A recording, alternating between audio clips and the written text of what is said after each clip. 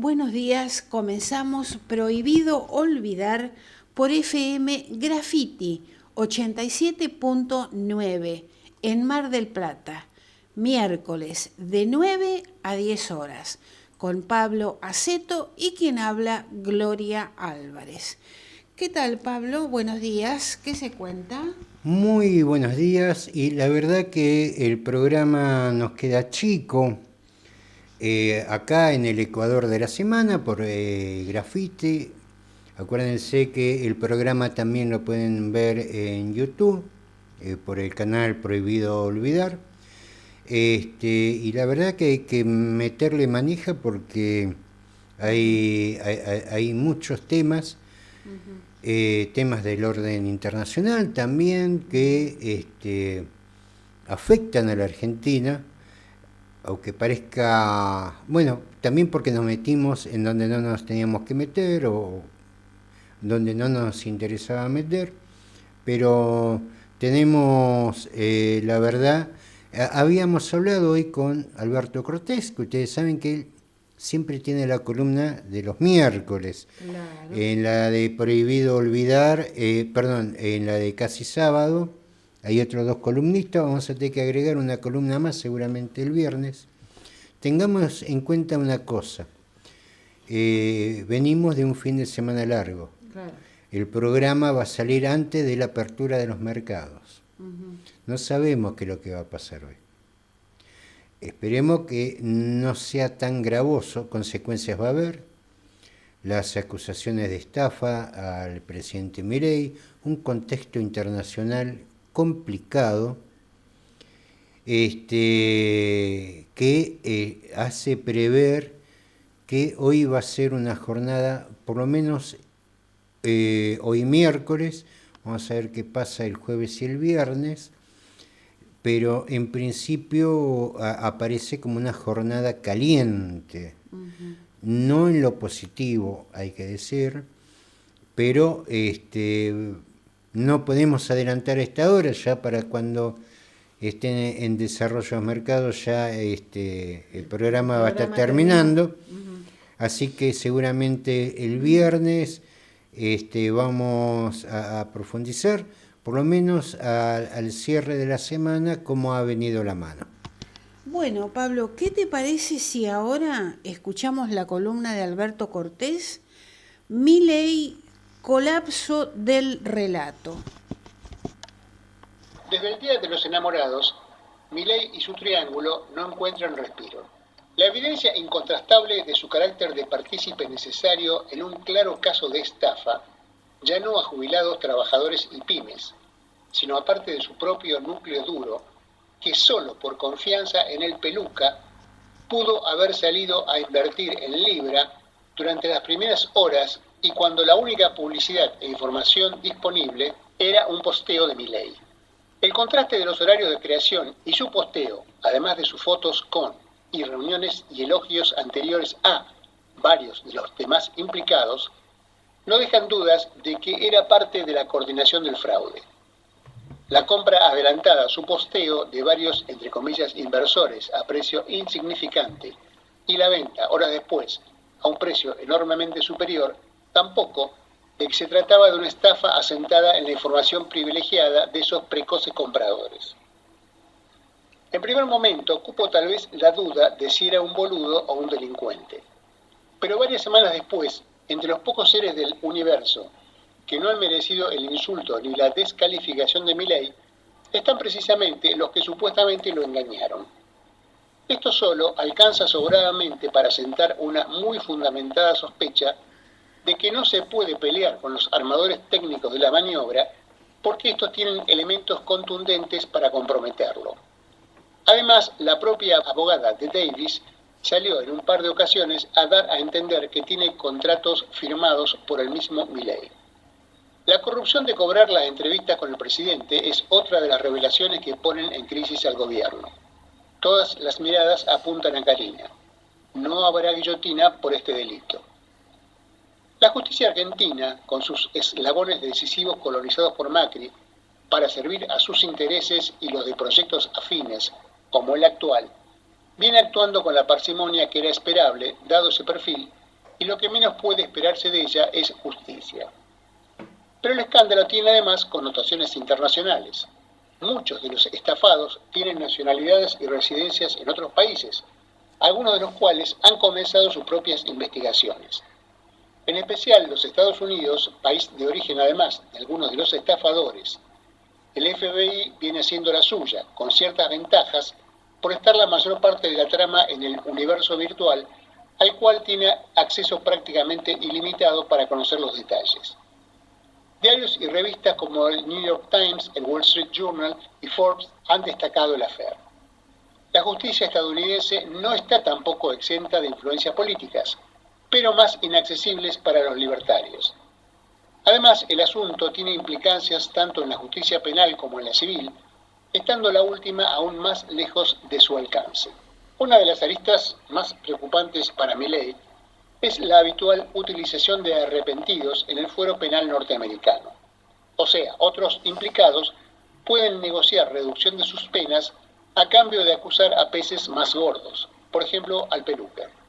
Se entiende entonces que se cuide muchísimo de dirigir la menor acusación, que desparrama en cambio a troche y moche contra cualquiera por cualquier cosa y sin la menor prueba, contra ninguno de los demás armadores de la estafa.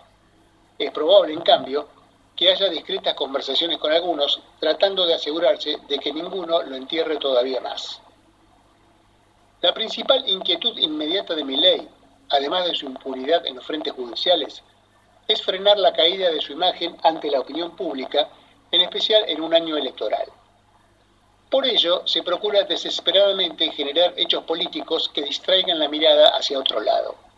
8 minutos antes de que el New York Times subiera a su página un artículo basado en investigaciones del FBI en curso, lapidarias para el Peluca, este tiró la bomba de amenazar con la intervención a la provincia de Buenos Aires. Los homicidios por 100.000 habitantes en el país, y especialmente en esa provincia, vienen descendiendo en los últimos años hasta colocar a Argentina en un lugar relativamente privilegiado en América y por debajo de países como Estados Unidos. No obstante, sigue habiéndolos, algunos especialmente aberrantes. En la provincia más poblada, un tercio del país, hay por supuesto más. Basta con elegir algunos de ellos y exhibirlos reiteradamente en los medios de comunicación y redes de troles en manos de la derecha para crear imagen de un baño de sangre en la provincia que se quiera, y Buenos Aires es donde es más fácil por su dimensión, aunque ello no tenga que ver con la realidad. En la Casa Rosada se tomó explícitamente la decisión, detectada por periodistas que allí trabajan, de utilizar el caso de Kim y algún otro similar, tanto para intentar desgastar a Kicillof como para desviar la atención de la criptoestafa. El alevoso pisoteo de la Constitución, designando 2 jueces por decreto, fue, además de otras connotaciones, otro intento de entretener.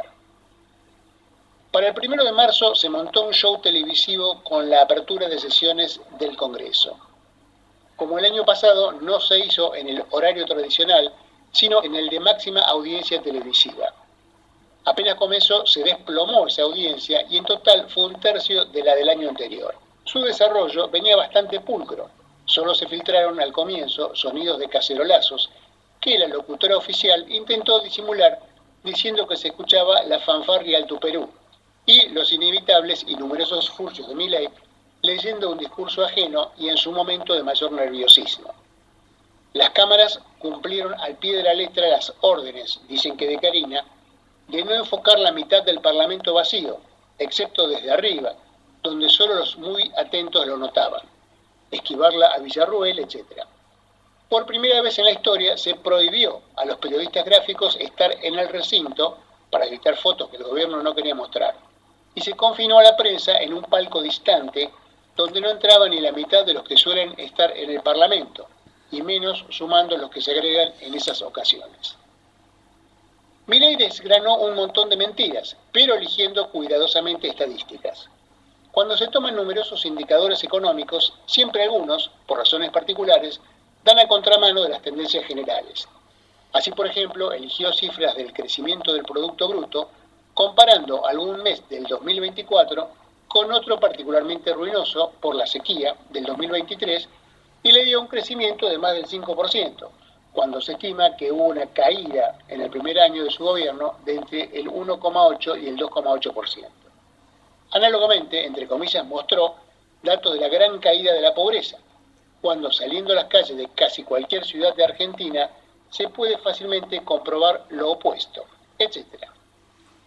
El discurso era falso y mal leído, pero el conjunto de la puesta en escena, con hasta barras libertarias uniformadas con trajes azules, podía ser convincente para su propio electorado, y la apertura de sesiones habría sido seguramente la principal noticia por un par de días. Un hecho aparentemente fortuito cambió todo. El diputado radical Manes recordó a Milei la criptoestafa y mostró una constitución, en medio de los permanentes atropellos oficiales a la misma.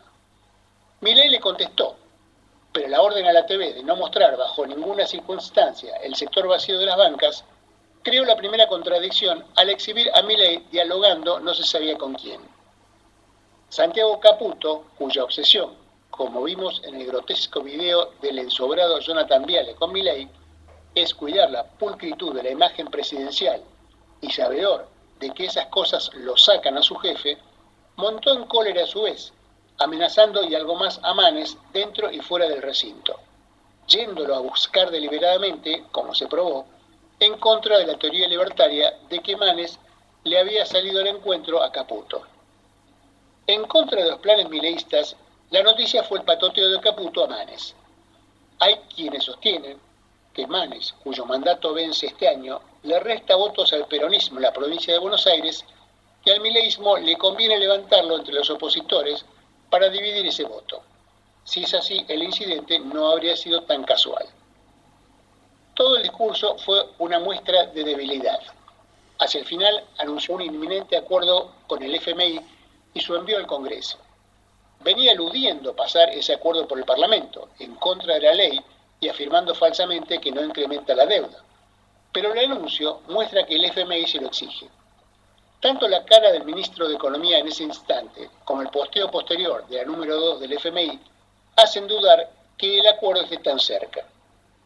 Sus novedosos comentarios de que puede haber volatilidad, siempre hay altos y bajos, momentos de tensión y momentos de tranquilidad, también indican que abre el paraguas para ceder eventualmente a la presión del fondo que exige devaluación, que implica rebrote inflacionario y la caída del principal fetiche que sostiene su comodidad en las encuestas. La situación de las reservas es más crítica que nunca. Los mercados lo huelen y se nota.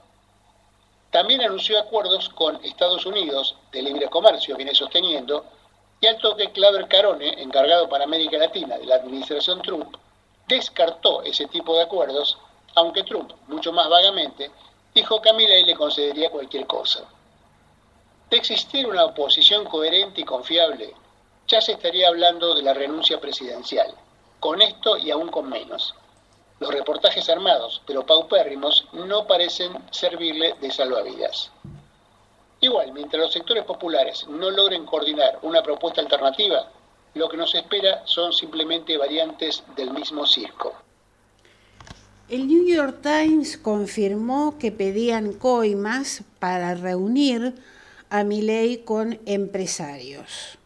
El diario más importante del mundo confirmó que Hayden Davis, el creador de Libra, ofreció negocios con Milei por $90 millones, casi la cifra exacta que quedó en las billeteras de la estafa Libra. El New York Times reveló también que el creador de Libra ofrecía hacer negocios con Milei a cambio de unos $90 millones en criptomonedas en 27 meses. El escándalo del CryptoGate está lejos de apagarse. Tras las publicaciones de The Economist y Forbes, el New York Times se sumó a las investigaciones. Dice el diario, desde el colapso de la criptomoneda han aparecido pruebas que contradicen las afirmaciones del presidente. Los críticos en Argentina han acusado a su círculo íntimo de aceptar sobornos. Y el consultor norteamericano, Hayden Davis, a quien Milei se refirió el mes pasado como asesor, ha admitido haber ganado 100 millones de dólares con la artimaña. El diario, el New York Times, publicó que Hayden Davis, creador de Libra, ofrecía una reunión con Milei y una asociación con el gobierno argentino por 90 millones de dólares. La información se desprende de un contrato que un empresario le acercó al New York Times.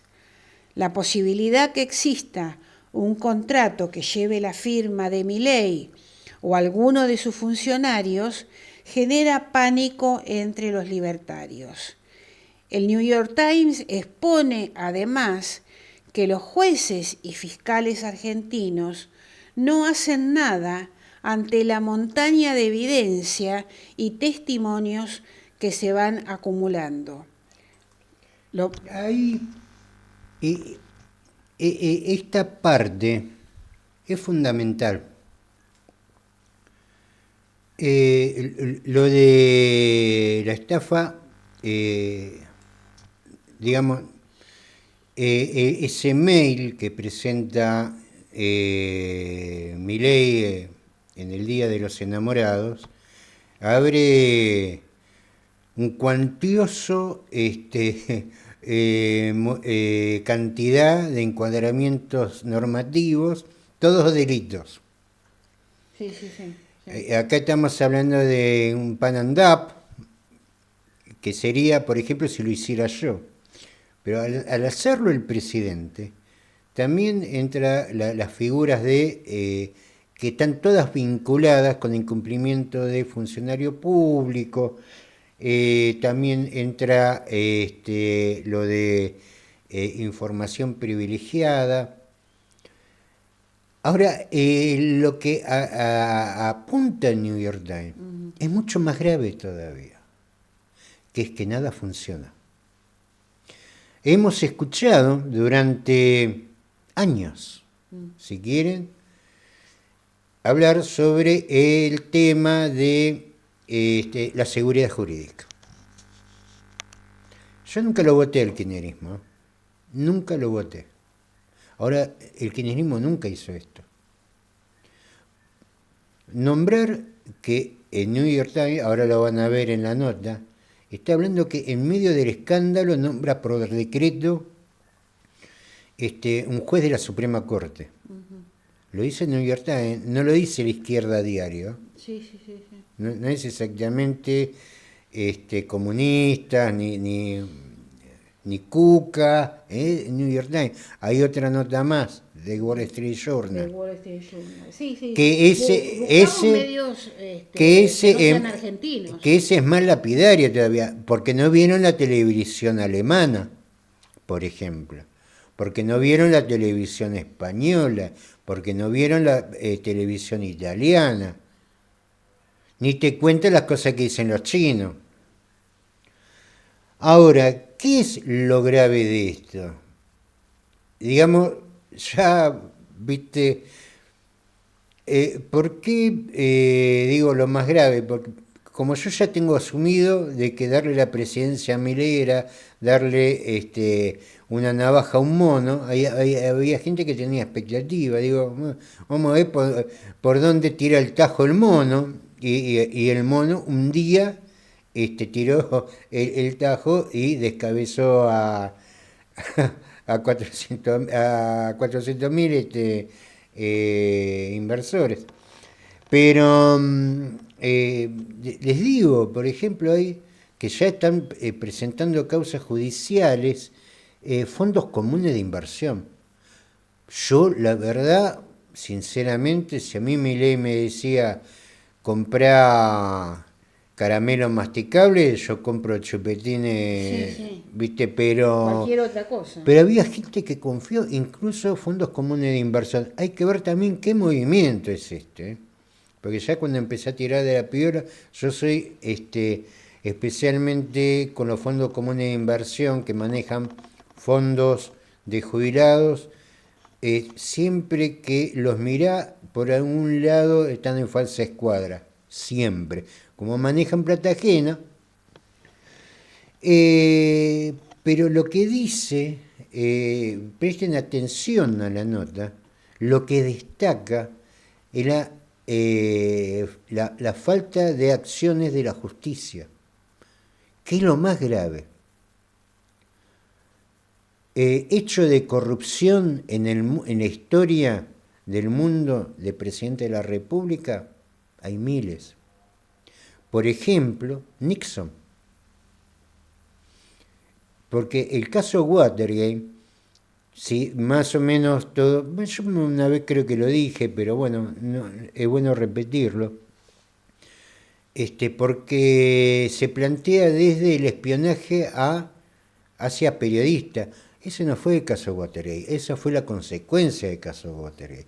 El caso Watergate comienza porque hay unos periodistas que descubren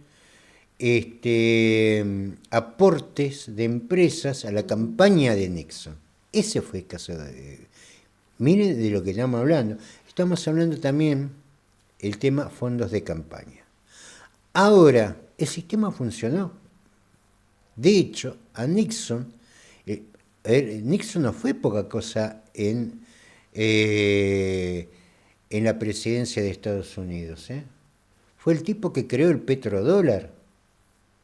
Fue el tipo que dio de baja o dio por terminado los acuerdos de Bretton Woods. No era poca cosa lo de Nixon.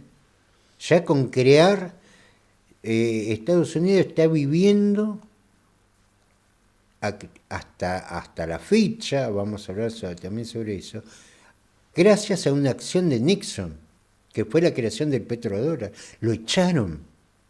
Yo todavía recuerdo las votaciones que se pasó en directo, en esa época había coaxil, de la destitución de Nixon del gobierno de Estados Unidos. Digo, no es poca cosa.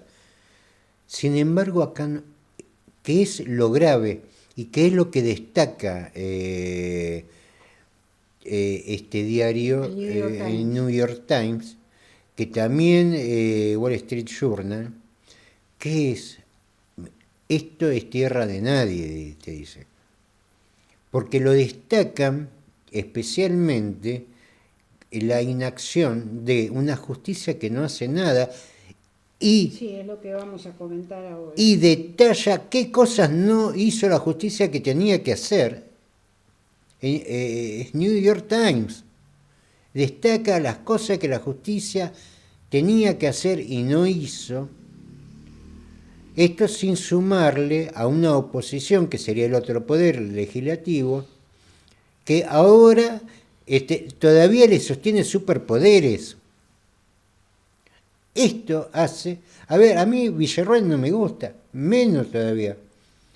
Pero la verdad que hoy el presidente tendría que ser Villarroel. Claro. O sea, Milei no tendría que estar ya como presidente. Ya no tendría que estar. Digo, me tomo, a ver, el caso Nixon y hay otros casos más también. No fue el único. Destitución de primeros ministros en Inglaterra por al lado de esto, tonterías, ¿no? Sin hablar de otras cuestiones que hemos venido charlando hasta ahora, que son decisiones políticas, pero acá estamos hablando de un delito. Estamos hablando de un delito. Tengan en cuenta que las dos causas de Cristina es por asociación ilícita, es porque se supone que ella tenía que saber de los contratos de obra pública de una provincia. Si se quiere manejar con esos criterios, acá todo se inicia con Milei. Hoy, a ver, viene trastabillando desde Davos, buscándose enemigos al cohete, y ahora esto. Claramente hoy, a ver, yo estoy en la antípoda de Villarroel, pero hoy el presidente o la presidenta, como más le guste, tiene que ser Villarroel. Milei ya no tendría que estar. No. Ya Milei no tendría que estar usando ejemplos, si se quieren, del primer mundo, si quiere ser. Pero el tema, lo grave de esto, es que la justicia está demostrando que no hay seguridad jurídica. Decime quién va a poner plata acá. Cosa que se le criticaba al kirchnerismo. Por mucho menos, que era por el tema de los sindicatos, ¿viste? Porque si los sindicatos paran, eso te daba inseguridad jurídica. Fíjate lo que estamos hablando. Como si en el resto del mundo no hubiera paro, no hubiera huelga, cosas así. Por manejo de, por ejemplo, el tema de las retenciones, el tema que la retención está, iba a decir otra cosa, casi se me escapa. Pero, a ver, que no actúe la justicia, los hechos que ahora va a desarrollar Gloria, te marca, ¿qué es lo que te dicen los tipos? Eso es tierra de nadie. Lo que es escandaloso también es lo del juez federal Eduardo Tayano, que tiene la investigación de la criptoestafa, pero congeló la causa. No secuestró los celulares de los involucrados, ni sus computadoras, ni realizó ningún allanamiento, ni llamó a declarar funcionarios, empezando por Karina Milei, mencionada como quien recibió coimas.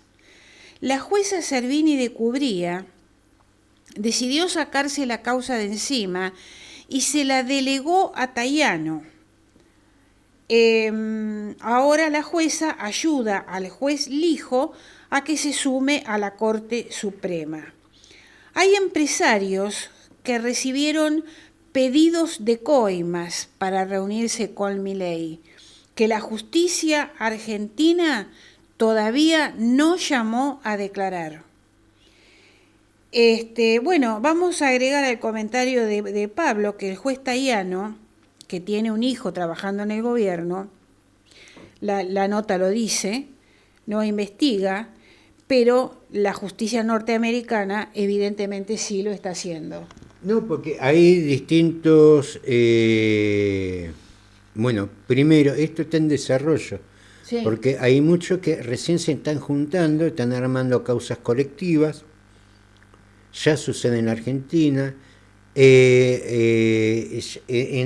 el transcurso de la semana se van a empezar a presentar aún más, digamos, a ver, todavía no estamos en la etapa de las imputaciones, hay juicios civiles, pero por otro lado, también hay una investigación en curso del FBI. Sí. ¿Por qué? Porque como también esa estafa se cristalizó en territorio norteamericano, y hablamos del FBI, por no hablar de los países de la Unión Europea, que también se desarrolló esa estafa ahí, como de Bielorrusia, que hay dos fondos comunes de inversión también perjudicados.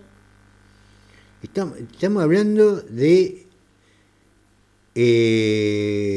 sectores en conflicto, de un lado y del otro atacó.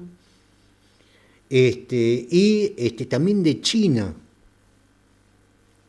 Tengamos en cuenta que estamos hablando de Estados Unidos, Unión Europea, Bielorrusia, que es aliado de Rusia, y de China, que también es aliado de Rusia. Todos votos del FMI. Todo eso representa el 99% del FMI, la que tiene que votar el préstamo a Milei. Claro.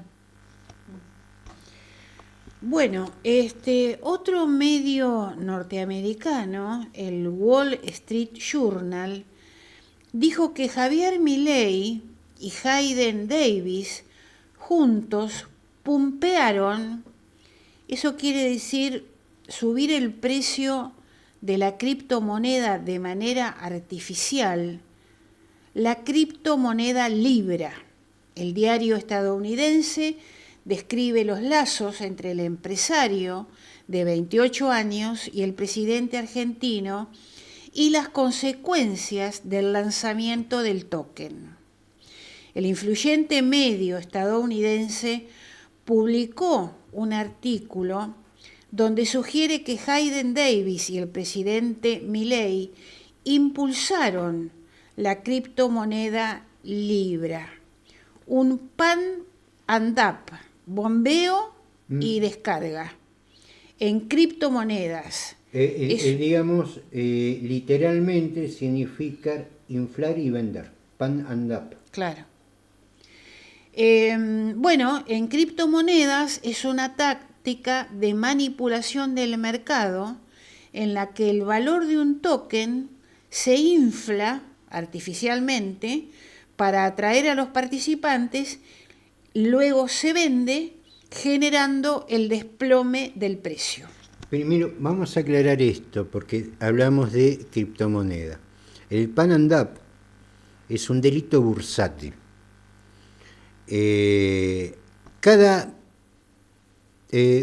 Yo no soy un especialista en este tipo de valores.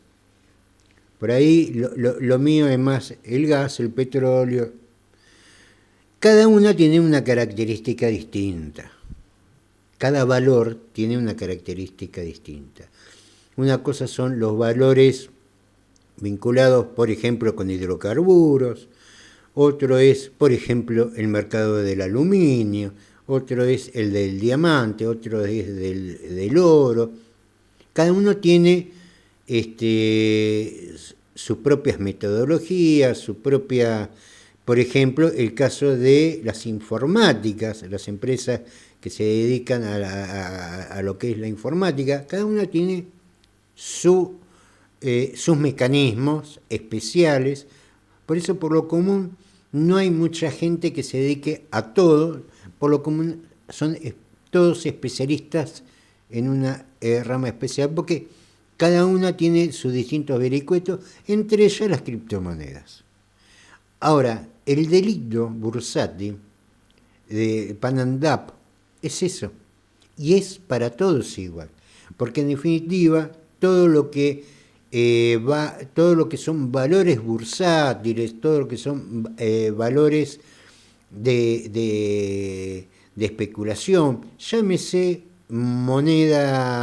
criptomonedas, llámese, por ejemplo, acciones, llámese, por ejemplo,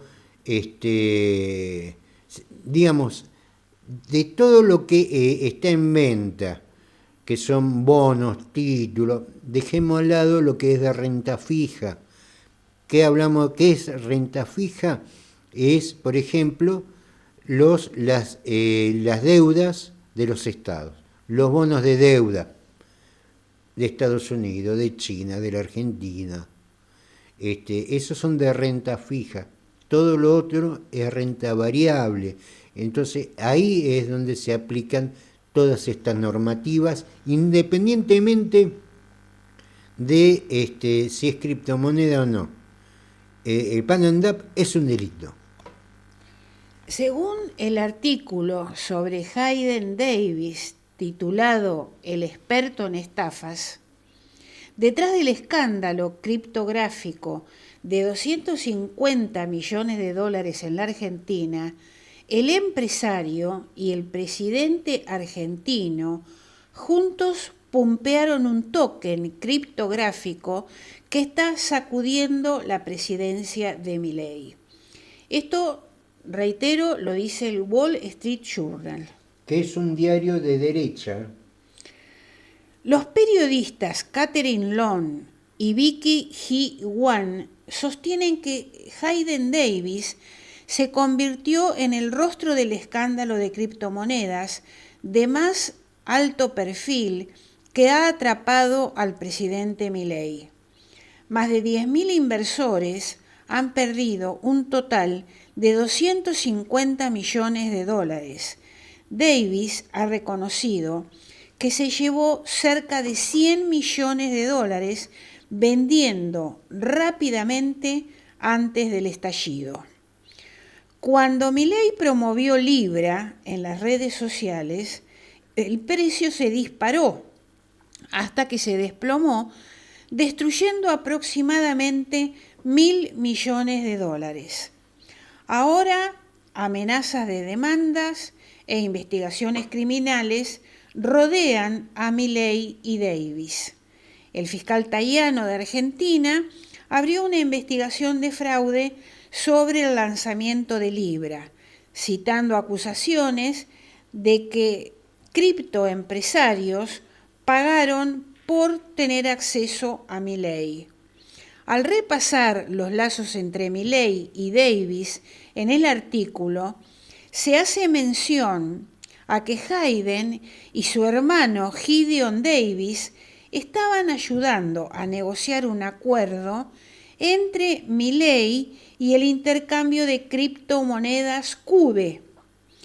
Mientras que el 30 de enero Milei publicó una selfie de ellos en Twitter y escribió que Davis lo aconsejaba sobre el impacto y las aplicaciones de la tecnología blockchain y la inteligencia artificial en el país. Bueno, aquí concluye la nota del Wall Street Journal. Sí, que al final no era más el que lo asesoraba, el amigo, no, eran el 80 estos. Sí. Bueno, Pablo, dejamos acá y vamos a tu columna. El peor presidente para el peor momento. A ver cuánto tiempo nos queda, sí, nos queda bastante para desarrollo. El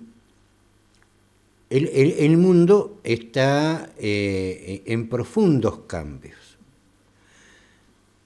Y estos cambios también afectan a la posición argentina, independientemente del escándalo de Milei.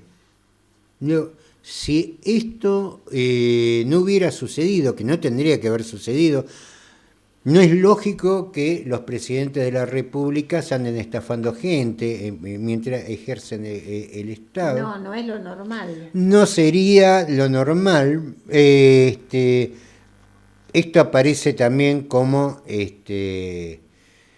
más que cisne negro, ganso negro, porque la verdad que un presidente de la República caiga en esto es francamente inverosímil, pero bueno, ha pasado. Ahí creo que le pasó también a otro presidente de África también. Bueno. Independientemente de esto, independientemente de que exista, para mí no hay otra posibilidad que un cambio de gobierno. La Constitución esto lo prevé, muy lejos de suceder, tiene superpoderes, bueno, cosas que pasan en la Argentina, y que está siendo claramente destacado por la prensa internacional, y después pretendemos de que vengan los inversores. Bueno. Ahora, el mundo está en un profundo cambio, y la Argentina, independientemente de esto de Milei, sigue manteniendo un modelo que nos guste o no, yo fui crítico en su momento, lo sigo siendo, que es el modelo menemista, el modelo de los 90. El mundo no tiene nada que ver con ese modelo. El mundo ha cambiado. ¿Ha cambiado con Trump? No, la verdad que Trump lo que hizo es aceptar la realidad. Estados Unidos ya no puede mantener la hegemonía del mundo. Esto lo había dicho ya en campaña. Nadie le dio mayor bola cuando Trump dijo: no tiene sentido tener bases militares en todo el mundo, es un gasto que no se sostiene. Esto lo había dicho en campaña, nadie le dio mucha bolilla, pero ya lo había dicho. Y aparece como principal actor en un conflicto, especialmente en Europa, en relación con la guerra de Ucrania. Algunos dicen, porque es amigo de Putin. No, no es amigo de Putin. El conflicto, y se los voy a fundamentar, el conflicto en Ucrania empieza con la revolución del Maidán, una revolución de colores, como la que tenemos ahora con Milei. Más o menos los mismos conceptos, ¿no?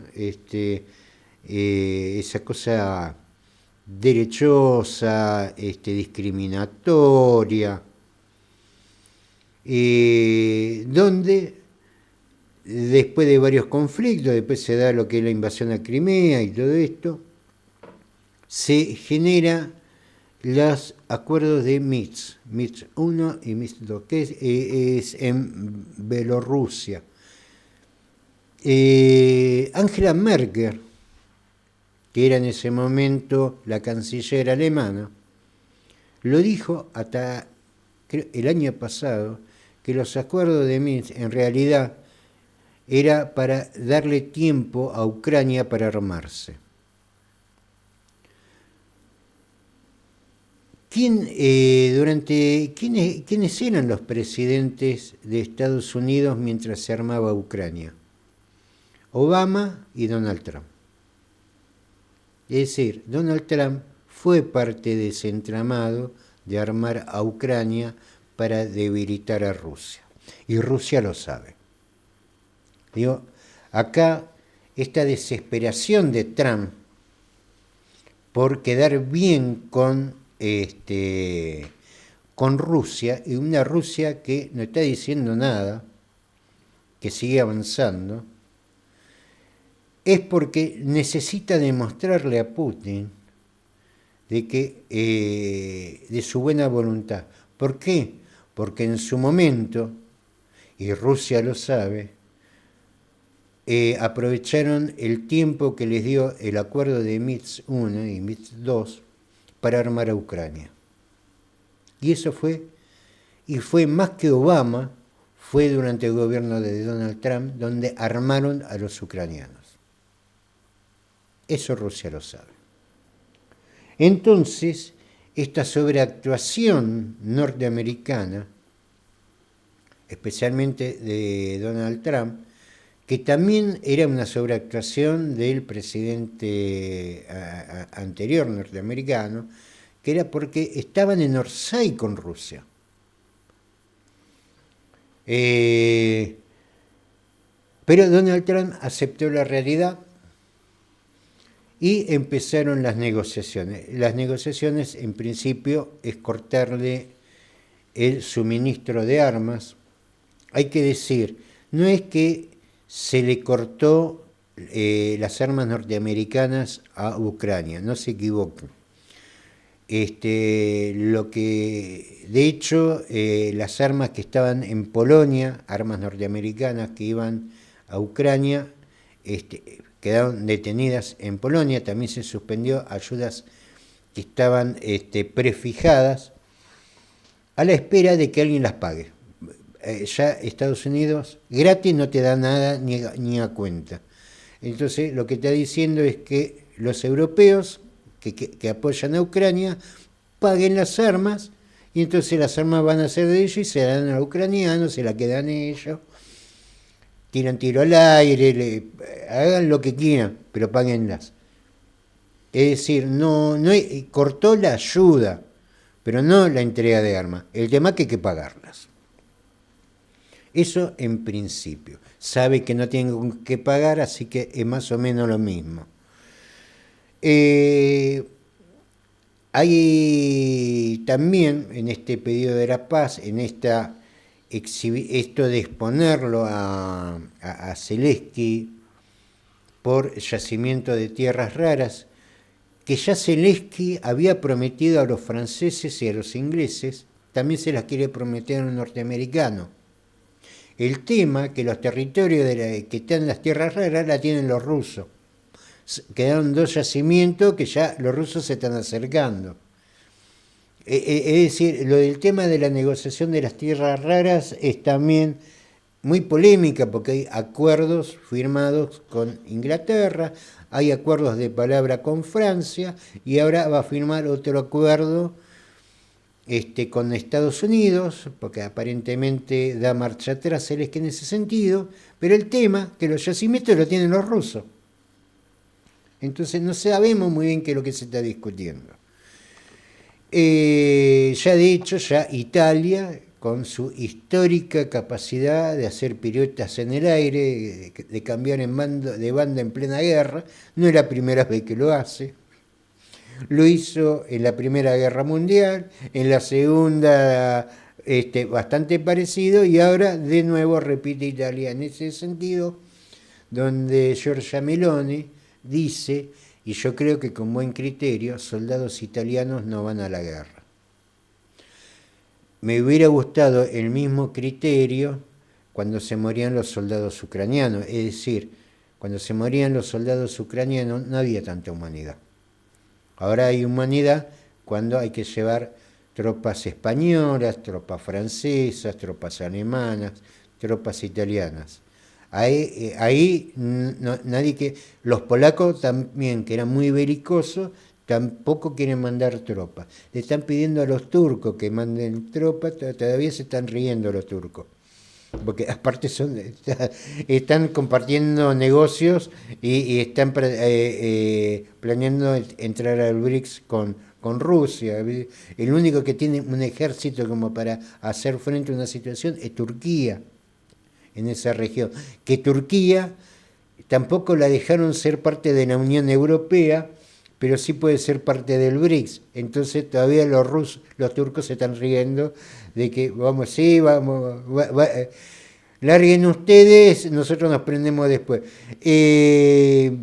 Pero no hubo estas reflexiones mientras morían rusos y ucranianos. No quieren los propios. Ahora, las negociaciones no terminaron ahí.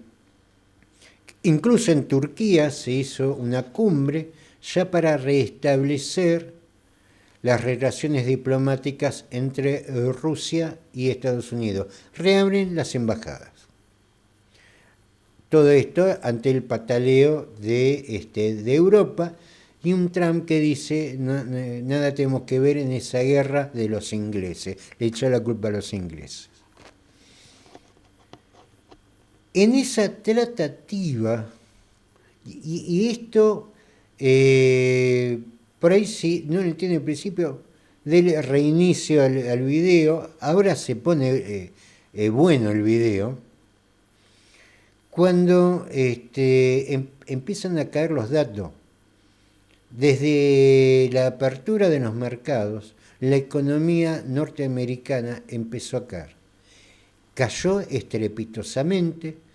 Ya se sabía que, por ejemplo, Nvidia, con el famoso tema de la inteligencia artificial china, ya venía cascoteada, perdió hasta 7 puntos, pero en líneas generales, hasta el Dow Jones, el S&P 500, cayó la economía norteamericana casi 7 puntos.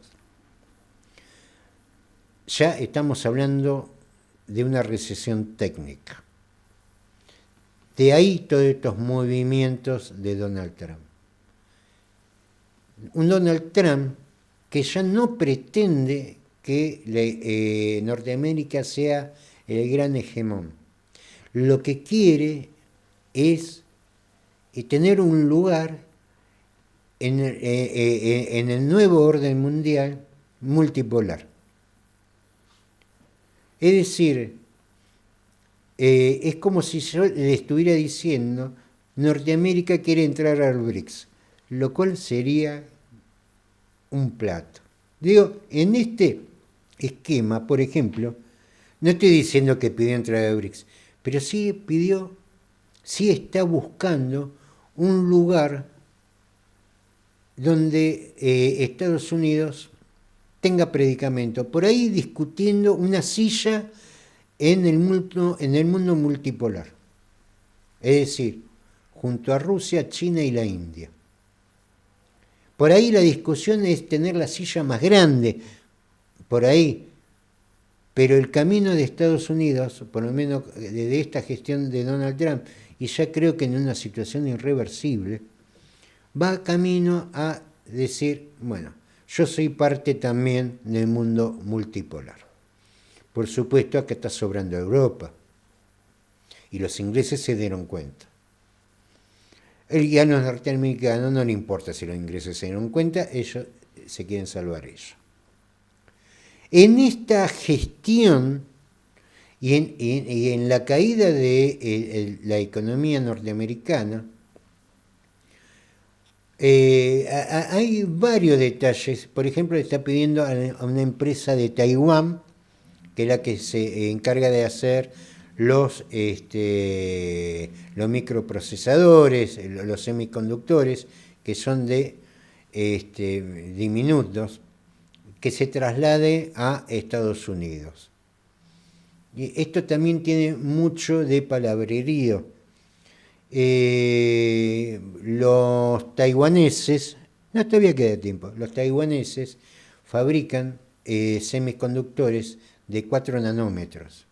Para que usted tenga una idea, la bacteria que produce la tuberculosis mide 12 nanómetros. Ellos trabajan en 4 nanómetros. Ahora, la máquina que hace los semiconductores de 4 nanómetros es un edificio. No es tan fácil de trasladar, porque hay que trasladar un edificio. Es una máquina, es un edificio la máquina. La que fabrica 4 nanómetros, la fabrica una máquina que ocupa un edificio. Creo que es un edificio de 8 pisos, algo así.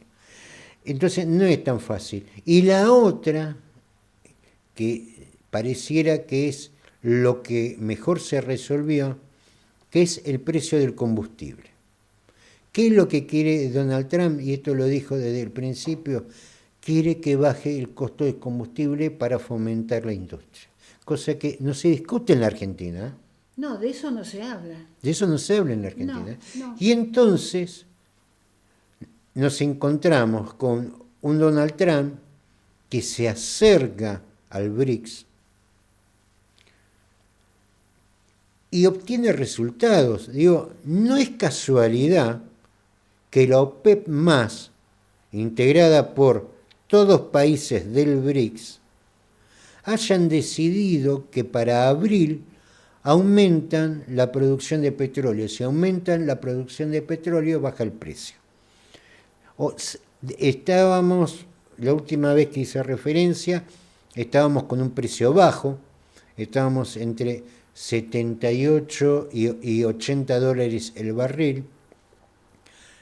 Día martes cierra 70 dólares con 87. Y ahí venimos a jugar nosotros. A ustedes dirán, bueno, esto bajará el precio del combustible. Tendría que pasar. Pero pasa otra cosa, que es algo que les venía diciendo, que la Argentina, que produce 690.000 míseros barriles diarios, para incentivar a que te lo compren, lo vende a 10 dólares menos el barril. Entonces quiere decir que nosotros estamos vendiendo el barril 60,87. Precio de quiebra. ¿Eso no es a pérdida? No, eso es precio de quiebra para Vaca Muerta. Este precio de quiebra. Entonces, ¿Es lo que están buscando? No, es lo que buscamos nosotros por hacer las cosas mal. Te podés imaginar que Putin, Donald Trump, Xi Jinping, la India, no van a hacer eso. ni Inglaterra, están pensando en Milei, en Vaca Muerta, no aparecen los radares para ello. Ellos toman medidas en función de la realidad de su país, llegaron a un acuerdo con Donald Trump, aumentan el precio de ya anunciaron que en abril aumentan la producción y ya con el anuncio se cayó el precio del crudo. Estamos hablando que lo que aspira Donald Trump y lo que estaría pidiendo es un barril de $60. Es decir, $50 vamos a vender nosotros el barril. ¿Por qué? Porque está pronosticada un crecimiento para la Argentina en el 2025, no producto de la producción manufacturera, sino producto de la exportación de crudo. Todo esto fue a los caños. Pero, a ver, que nos escuchan el programa, más de una vez lo habremos dicho esto. Esto viene mal, primero, por los niveles de producción de la Argentina, primero en enfocar a la exportación, cuando nosotros lo que tendríamos que hacer es, con nuestro recurso y con un precio económico, hacer competitiva nuestra industria, no destruir la industria para generar stock de exportación para venderlo a $60 el barril. Lógicamente, aquel que se la llevó, Iguacel, que le vino de arriba a pozos de petróleo de YPF, se lleva $60 por barril, para él es bárbaro, porque aparte no pusieron nada. Pero para el país esto es ruinoso. Este es el modelo, esto es lo que las cuestiones, y estamos discutiendo coimas de la secretaria general de la presidencia para sacarse una foto con Milei. Esto es un desastre.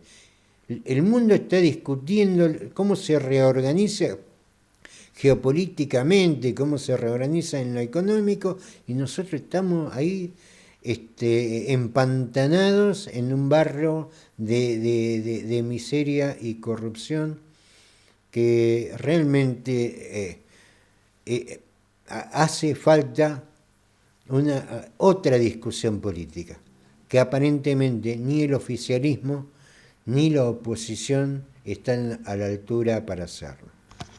Nos volvemos a encontrar el miércoles que viene con Prohibido Olvidar de 9 a 10 horas por FM Graffiti 87.9. Vamos a escuchar a Mercedes Sosa y Lila Downs, Razón de Vivir. Saludos para todos.